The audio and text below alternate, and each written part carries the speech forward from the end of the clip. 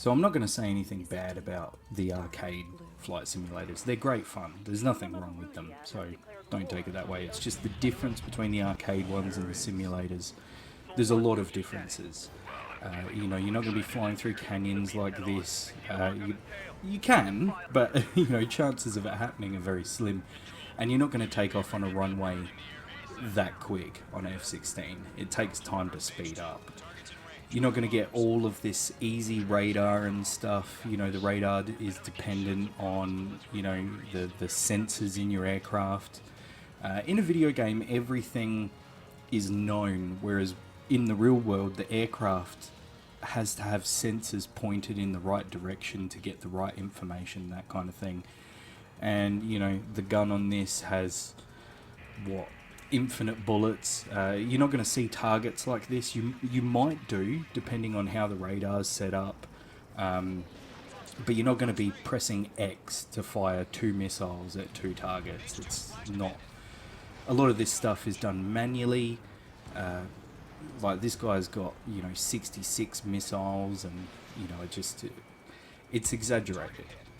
And the amount of rounds that he gets off now, you know, you'd be out of ammo by now. You know, you only get like a quick couple of seconds of burst. But what we'll do, we'll go into the differences between, you know, pressing X to launch a missile, and we'll keep it very basic. We'll just introduction from this to Sims. So if you've ever played those arcade games, it's fairly easy. There's not much you have to worry about, but in the simulators and generally in the real world, aircraft have modes for certain things they need to do. And you can change those modes with a button, and you'll see these in most cases in simulators. There's could be more, but there's 3 main modes. There's a navigation, an air-to-air, and an air-to-ground mode. Now, as you guess, navigation is just plain old flying, getting around. Air-to-air is when you're engaging another aircraft, and air-to-ground is when you're engaging targets that are on the ground. Now, when you select these different modes, your aircraft will configure itself to take on these particular tasks. Sometimes pressing the button to change this mode will change other switches' functions, but we'll worry about that. They're all very dependent on the aircraft that you're flying. That's a bit more complex, so we'll worry about that later. So this video is intended for my son to start learning this stuff, so not everything's going to apply to you. Like, I'm not giving out a rudder pedal and a joysticks, or setting up an account, so that's something that we'll have to organise later. And take your time as well. You don't have to watch the whole thing. You know, it's a bit to take in, but I'll try and be as simple and easy as possible. Next thing we'll do is we need to go into settings, that little cog that I clicked at the top, and just turn everything down. Slowly turn it up to make it look pretty, but then also, you know, keep performance going. Now, what we're going to do, we're going to go into instant action. You get 2 aircraft. You get the Su-25T and the Mustang, which is a TF-51D. We're going to use the Su-25 because you can blow stuff up, and that's real fun. You're probably going to get the Marianas map because I think that's included now. Maybe Normandy as well. I'm not sure which ones are actually included, but we'll go to Caucasus, which is in Russia, and we'll click on Minvodi, so that's just a free flight. Don't know how to pronounce it, but we all call it Minvodi. Even the radio calls in the game call it Minvodi.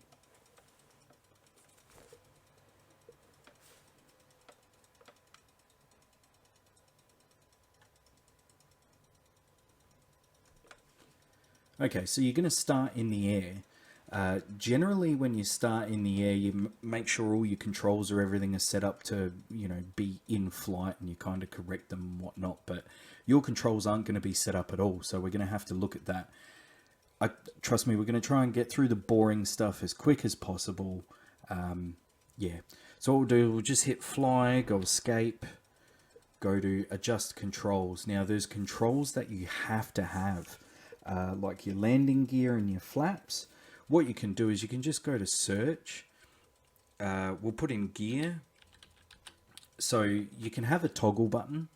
So if you set spacebar as landing gear up/down, when it's up and you hit the spacebar, it'll go down. When it's down and you hit the spacebar, it goes up. You know how toggle works because, you know, aim down sights from Call of Duty and stuff. Well, you can get the same effect with a lot of these buttons as well. So what we'll do, we'll go back to search because I don't know if typing it straight in will work again. And we'll go to flaps, and you can set it to go either landing position or up, down. You could probably do the same thing with, like, you know, a spacebar button, and just, you know, if they're up, they'll go down. If they're down, they'll go up. And we'll worry about that later because, you know, you already know how to land and whatnot because I've seen you do it. Next thing we'll do is we need to go into those modes that I was talking about, the navigational modes and all that kind of stuff. So we'll go into modes. Nav mode, obviously just for flying. So, you know, you can tap 1 to go through all the different modes, or you can set that to something on your joystick to make it easier. Same thing with longitudinal missile aiming mode, which I'm assuming is like an air-to-air mode. So you can tap 6 to go through all the different modes there. Air-to-ground mode, or, well, that's only one mode. And air-to-ground mode is just one, again, where you can, you know, blow up tanks and whatnot. Gun sight reticle switch, that'll just change the look of the gun sight, so you can, you know, work out, you know, sometimes you need it for different ways of blowing stuff up. That's complicated, we'll get that later. Next waypoint and previous waypoint, we'll worry about that when we start doing navigation and things like that. But these 4 here, you want to change them. Don't worry too much about knowing the modes or whatever, because you can just toggle through them until you see what you want to see. You know, we'll worry about that later. If you really get into it, we'll start looking at that. The other thing that we want to do is go into weapons, the good stuff. So we'll go into weapons. Now, guns are usually separate in most of the aircraft. So you have to select a particular mode to use the gun, and that's what this button is. So have this, you know, somewhere on your joystick, easy to press, so you can go straight to guns, and then you can use the weapon fire to shoot guns. But this, like the trigger, will be used for all your other weapons as well. So you can weapon change through missiles, bombs, all that kind of stuff, but they're all released in this particular aircraft with just one button, which will be your trigger button. But the gun won't work unless you specifically set the gun to the active weapon. Cycling weapons will not cycle through the cannon. You have to have that particular button to start using the gun. Now, the next thing, which is going to be boring but necessary, but it leads to great fun, is the sensors. So that makes the sensor, which is this TV screen here on the SU-25T, zoom in and zoom out. So it does come in handy. You might want to set that to, you know, something easy to get to. These here, unfortunately, are buttons you're going to need.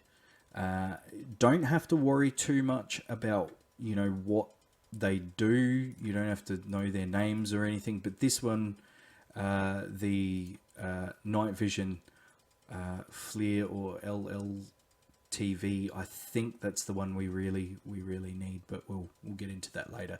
As long as these 4 are all together, you can just keep tapping each one until you get what, you know, the result of what you're looking for. Now, the target designator, you'll need to set these. The reason they're not popping up in here is because I've got it in, like, I've got it like a little mini mouse that I can use on my throttle. But you'll need to set the down, left, right, up as maybe the hat switch on the top of the joystick. So I'll show you what that does. That'll move your little cursor for finding tanks and stuff on the TV screen. Then you've got target designator to center. That does come in handy. So once you finish blowing up everything and you want to bring the cursor back on your like immediate visual thing so you can actually see where it's pointing, you press that button and it brings it back.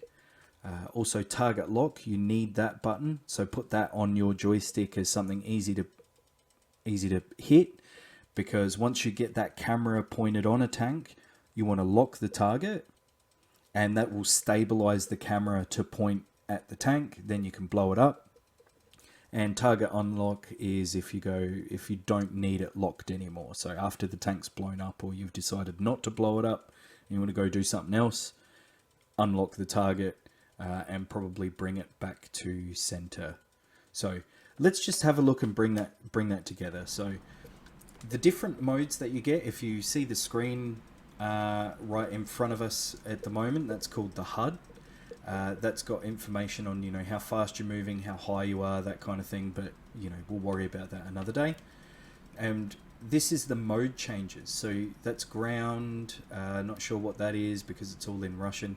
Unfortunately, I pressed the button to make the cockpit all in English, but it doesn't seem to be in English. And also, don't worry, you can't click on anything in this cockpit either, so you don't need to learn Russian, which is good. As long as we set up the simple buttons, you're all ready to go. So what we'll do, we'll go into ground mode and we'll turn on the camera. So that's one of those buttons that I told you out of the 4 with the TV and the FLIR and all that kind of stuff. And this one doesn't seem to have the forward-looking infrared in it at the moment. So it's just a camera like a normal TV. The zoom will zoom in on that and zoom out. So that cursor that I was telling you, the target cursor designator, if you hold down on that, you see how it moves it? You can see it on the screen. So that does make it handy. So say for instance we go down there, we blow something up, blah blah blah, and we're actually I'll lock the target. See how it kind of holds it there, pointing at the trees. If we go, oh, okay, I've blown up that tank, now I want to go left, but where is my target, you know, my little cursor?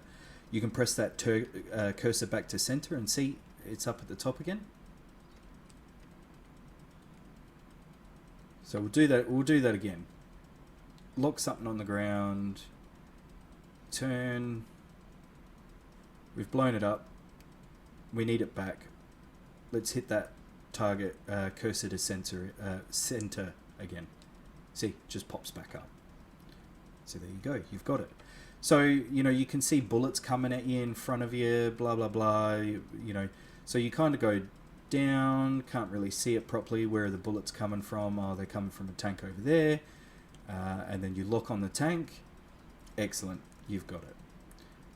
Now, the weapons, I don't know Russian, so all we can do is call this the S8KOM at this stage because I'm unfamiliar with these weapons. But that looks like a whole bunch of rockets, and I've used them all. Now they don't lock on anything, so if we see they've just kind of blown up all along the ground there. There'd be a method where you can, you know, set your screen to, you know, show you where the rockets are going to land and whatnot, but we're not going to worry about that at the moment. This is just for playing around. Now what I'm going to do is I'm going to change the weapon to the 9A4172. Now these are the fun ones. This is probably what you're going to have the most fun using. So what we do with this is blow up tanks, but using the TV screen. So we can go down with the target designator, lock on a target, and the laser, which is that flashing LA, is automatic. And what we do is we hold the trigger, consent to launch, and you can see on the TV screen it's tracking it in, following the laser and blowing up. And then you've blown up the tank, you're like, oh great, press that button to return to center. Or you can leave it there if there's more tanks around and just kind of move the cursor around to select the tanks individually. So it is possible to, you know, we'll move that cursor down, lock on, but you can still move it while it's locked. So if there's more than one tank, You know, you can blow up a tank, then move the cursor to the next tank, and then blow it up and do that kind of thing. So the cameras, see, they don't really have a full range. Once you're over it, you're done.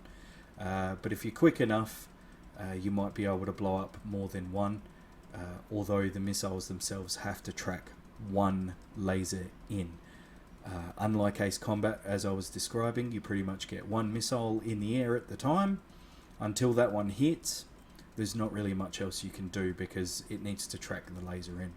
Radar guided weapons are a little bit different, but again, that's more complex, and we'll worry about that later. Now, once you get used to this aircraft, one of the big differences is most aircraft actually have a master arm, so you can't just hit the button for guns and then just start wailing away. It really doesn't work that way. You know, you usually have to press a button to say, yes, I want to be able to shoot things. And I'm just trying to find the air-to-air gun at the moment, but I don't know where it is. Where's the air-to-air gun? Anyway, that doesn't matter too much. This is just the start of the fun. So as long as you know where ground mode is and your weapon select, so you can pick that 9A4172 and turn the TV on and move the cursor and lock the cursor and use your trigger, which isn't going to work because you need to have it in that little circle. Actually, that's something worth explaining. What that is missiles have like a little seeker head on them that turn and look around. Now, that big circle that we're seeing in the middle of the screen there, that's gone now. But that is the seeker head of the missile. So you need to put the laser designator in that circle. So if we laser designate that, we can't fire because it's not there. But if we put that little circle in the big circle, now it can actually see the laser and we can fire. And I'm not going to hit that tree. So you can have plenty of fun here if you want, just by itself. If you just pick out a house and you go, I want to blow up that house. So what's that? We'll zoom in. I don't like the way that thing's looking at me, so let's blow it up. So we'll roll left, put it in the circle there, fire. So you have to hold the trigger on that one as well. It's not going to fire with a quick tap. You have to hold the trigger down for it to go, oh, you want to blow something up? Yeah. And there we go. So, you know, whoever's in there is not happy at the moment. You know, and you can try and put it through a window if you want. So, oh, that didn't fire. There we go. So you can track it on the way in, put it through a window if you such desire. The houses and stuff don't blow up, but if you want to blow up bridges and stuff, that works. And that is probably a good introduction into the fun parts of the Frogfoot without going into too much complicated detail, I think. So we'll leave it there for now. If there's any more, you know, if you questions or whatever, leave it in the comments. If you know, even if you're not my son. Yeah. So thanks for watching. I hope you got something out of this. You know, regardless of who you are. And I'll see you next time.